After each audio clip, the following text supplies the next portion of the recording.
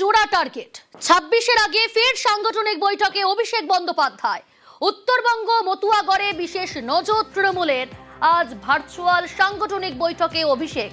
আবির রয়েছে টেলিফোন লাইনে। আবির, এসআইআর শুরুর আগে সবাইকে নিয়ে একটা বৈঠক করেছিলেন অভিষেক বন্দ্যোপাধ্যায়। আজ দ্বিতীয় দফার এই বৈঠক।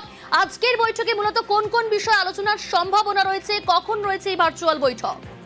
এসআইআর প্রক্রিয়ার কাজ শুরু হয়ে গিয়েছে। বিভিন্ন জেলাতে যারা সাংগঠনিক পদাধিকারী যারা রয়েছেন, জনপ্রতিনিধি যারা রয়েছেন, তাদেরকে দায়িত্ব ভাগ করে দেওয়া হয়েছিল। বিভিন্ন জেলা ভিত্তিক বা কিছু কিছু ক্ষেত্রে ব্লক ভিত্তিক রিপোর্টে ইতিমধ্যে তৃণমূলের শীর্ষ নেতৃত্বের কাছে গিয়ে পৌঁছেছে। ফলে এক্ষেত্রে দাঁড়িয়ে বিধায়ক, সাংসদ, পঞ্চায়েত প্রতিনিধি, পুর প্রতিনিধিরা কি দায়িত্ব পালন করলেন তার একটা পারফরমেন্স রিভিউ আজকের বৈঠকে হয়ে যাবে। দ্বিতীয়ত হচ্ছে যে দ্বিতীয় দফার কর্মসূচি নিয়ে তৃণমূল কংগ্রেস পথে নামতে চলেছে। সেক্ষেত্রে দাঁড়িয়ে কি ভূমিকা তাদেরকে পালন করে তারা এগোবেন তারও একটা দিক নির্দেশ আজকের এই বৈঠক থেকে দেওয়া হবে। আজকের বৈঠকের ক্ষেত্রে দুটো জায়গার প্রতি বিশেষ গুরুত্ব দেওয়া হচ্ছে। এক হচ্ছে উত্তরবঙ্গ, দ্বিতীয়ত হচ্ছে মতুয়াগড়। আগামীকালই মতুয়াগড়ে তার বনগাঁতে যাচ্ছেন হচ্ছে মমতা বন্দ্যোপাধ্যায়। অবশ্যই তিনি সেখান থেকে বেশ কিছু বিষয় ঘোষণা করবেন। সেখানে তার সভা এবং মিছিল করারও কথা রয়েছে।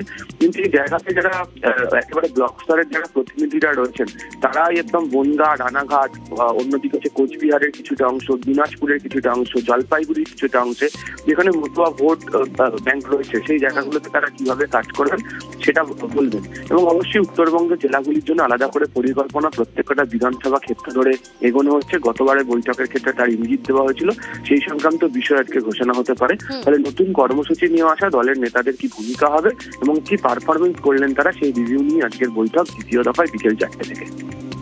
বেশ,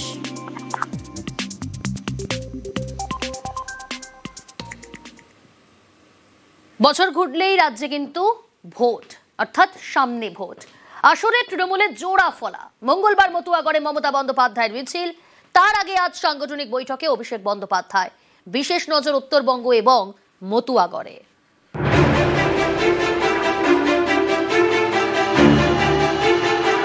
26-এ বাংলা দখলের লড়াই, 25-এই পথে নামছে তৃণমূল।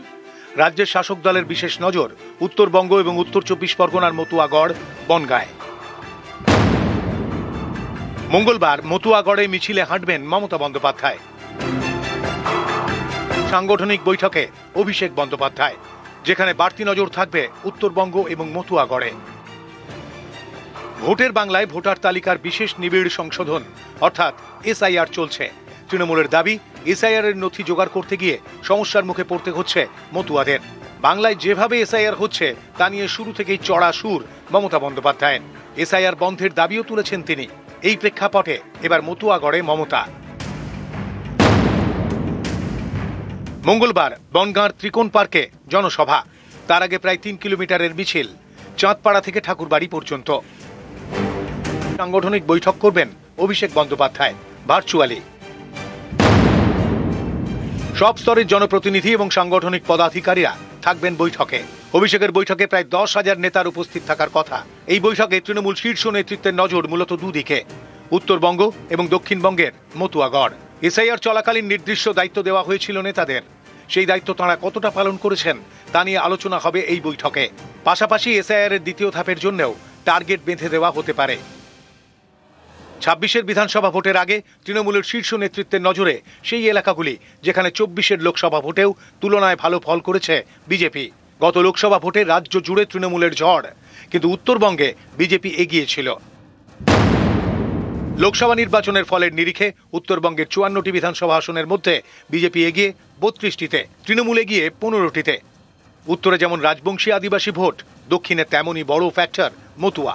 24-এর লোকসভা ভোটে মতুয়াগড় বলে পরিচিত বনগাঁ আসনে জেতেন বিজেপির শান্তনু ঠাকুর।